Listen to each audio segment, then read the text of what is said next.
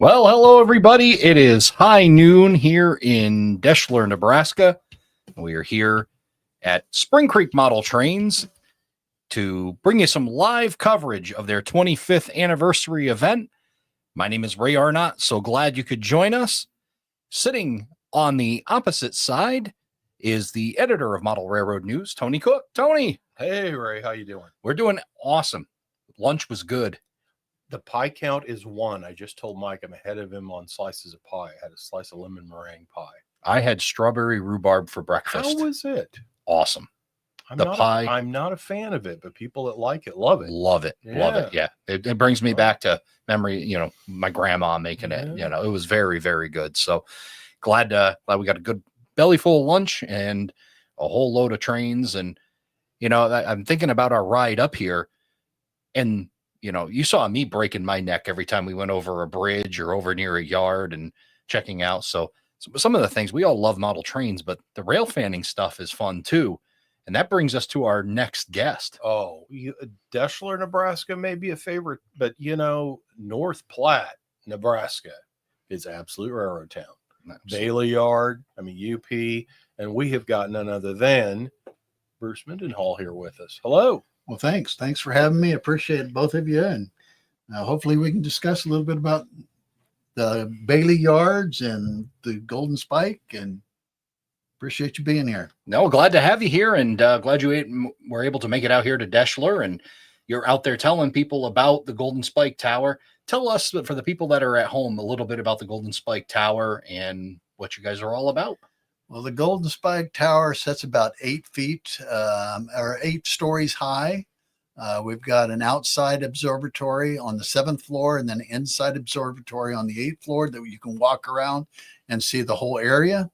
We've got, it's the only place where you can probably see, I think we average about 140 trains a day through Bailey Yard. And so you can sit there and see trains being made up. You can see trains being humped. You can see trains running through. You can see anything and everything there. And we see a wide variety of things through there. So there's probably very few moments of boredom when it comes to being up in that tower and looking over that yard. There is always something. And, that's the other thing is because we have so many volunteers up there who've been with us for a while, they make it so much worthwhile because we get people from all over the world that come into there. It's a destination just for them, for the rail fans, just to be able to come there and see that.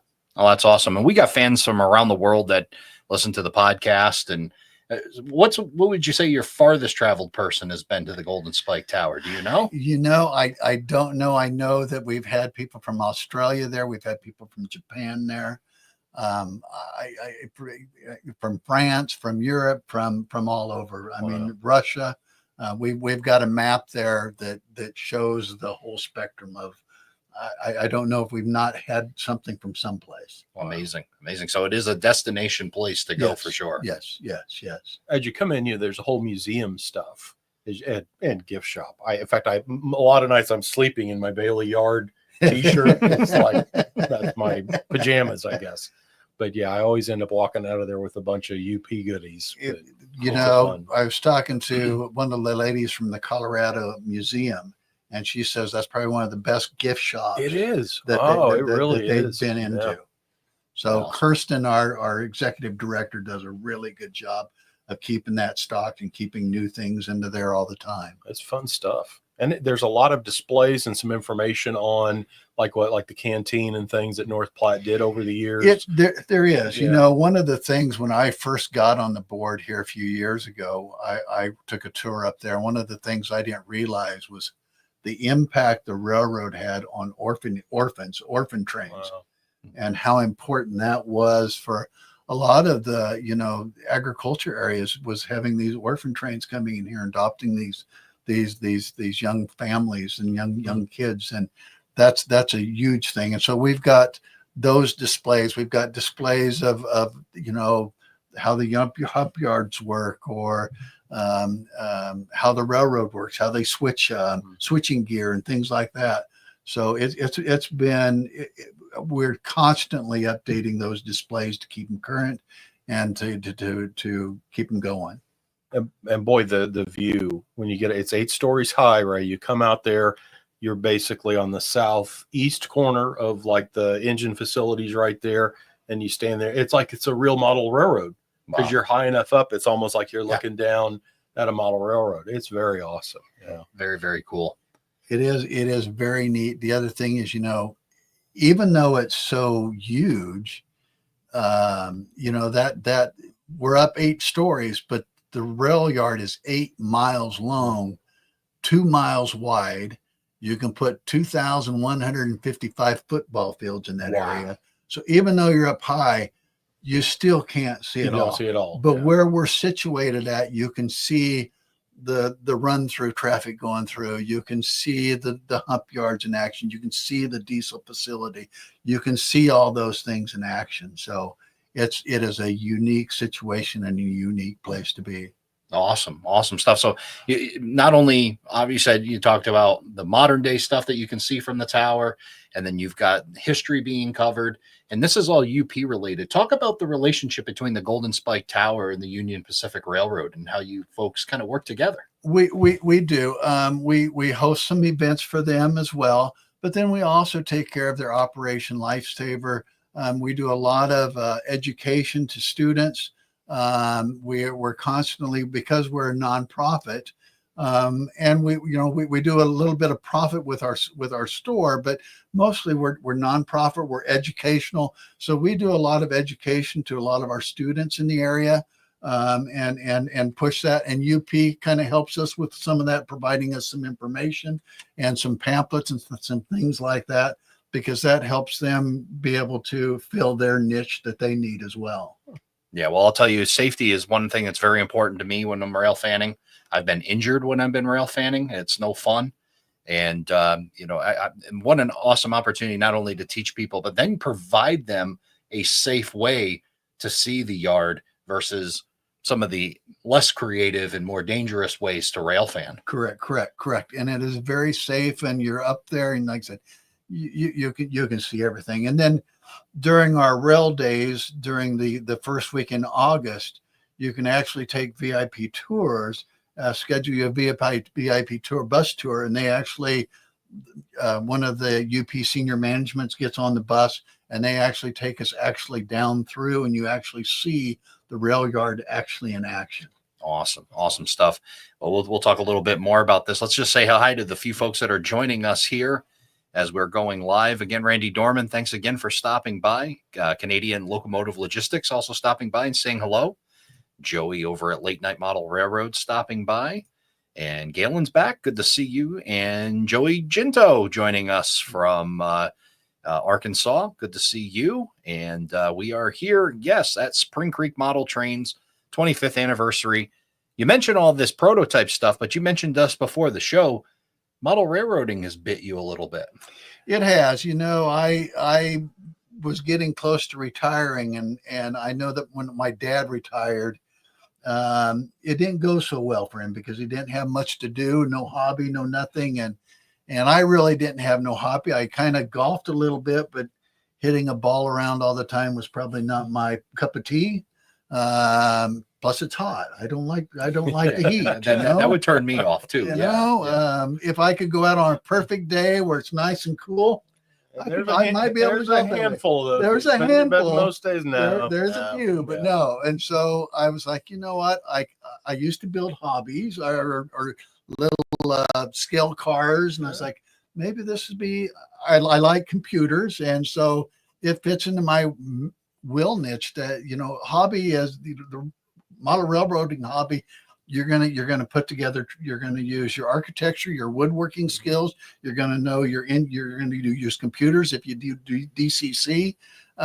You're artistic. I used to own an art store for a while, so it combines all those things all into one. And I was like, that's what better hobby to have. Cool. Wow. Yeah, it is definitely a hybrid hobby fitting all of those things in. And of course, we learn a lot from the prototype. So you've got a role that really fits in well. You're working, seeing the prototype, you're tying in history, and now coming into model railroading. You've got a great head start heading into this hobby. Yeah.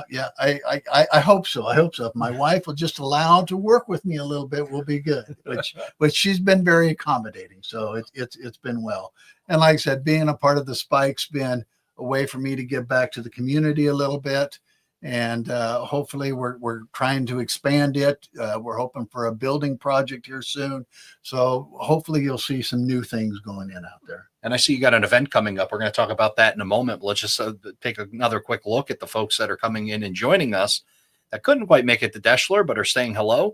Afternoon to you, Matthew, and thank you for stopping by. Our good friend, Illinois Midland Railroad, also stopping by to see us. And Brad Wilson says, I'm hi from Brad's BN Trains in Beatrice. I will be on site tomorrow. We'll look forward to seeing you here, Brad. So thanks for stopping by. And Joey adding, yes, it is a hobby that teaches so much and get to use so many great skills.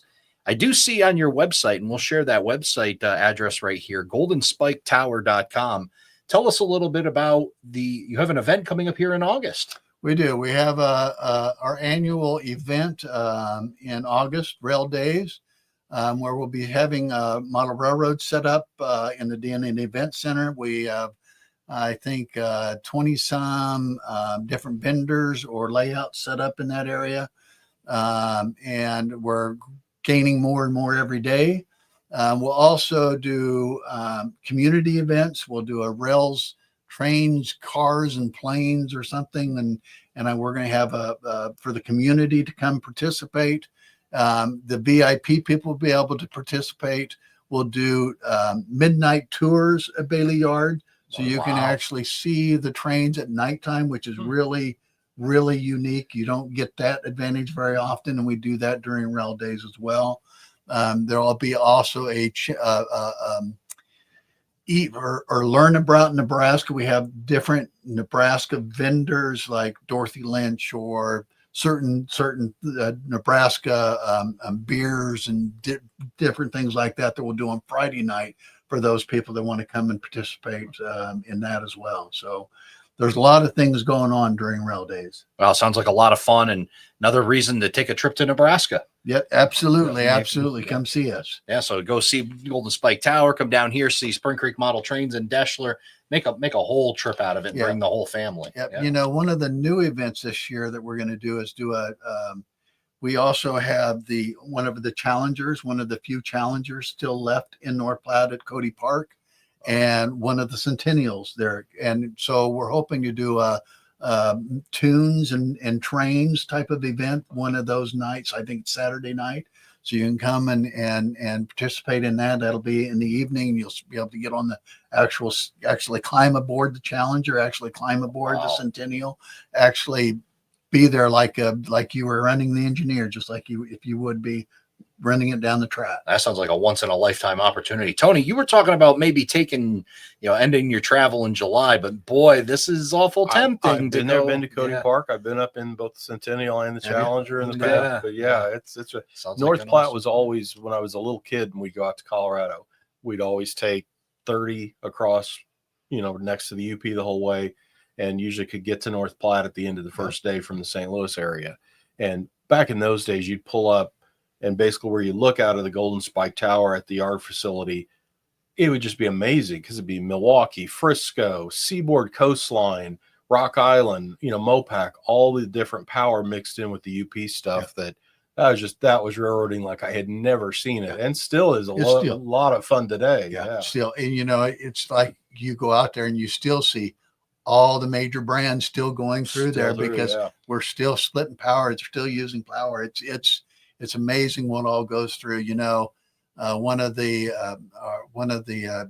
senior management from UP says, they use Bailey Yard as their kind of their economic barometer because everything goes through North Platte. Everything east, west, north, south, whether you're going to Mexico, it's probably going to go through North Platte.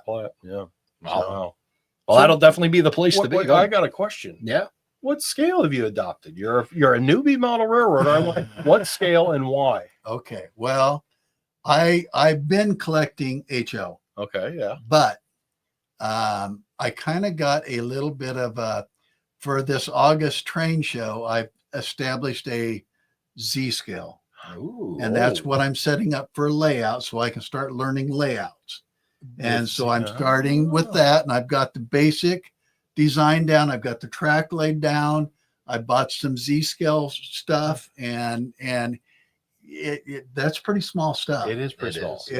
But I figure if I can learn how to do scenery and buildings, and I've been assembling my own buildings, and I've got the mountains built. I've got a lift out display ready for that, and so I'm going to start doing my sculpting mode and my painting, and hopefully by August I'll have it going. Well, how about you? We always end up with these people that there's always an interesting aspect.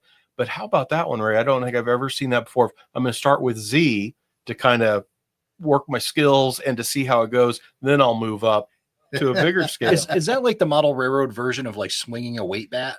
Like you really fine tune your eyes into Z, and then by that point HO looks huge. So it's like it's a weight bat kind of thing. Could Isn't it? be. He may be onto something. Right. My eyesight's not as well as what it used to be. Well, you chose Z though. Yeah, you didn't go that way. So I did. Working the eyes too. Awesome. Well, Bruce, it was so great to meet you. And again, it's the website is goldenspiketower.com, I think is what it is. goldenspiketower.com. If you're vacationing and rolling through on I-80, make that a stop in North Platte. Absolutely. If you're a train enthusiast, make sure you got to do it.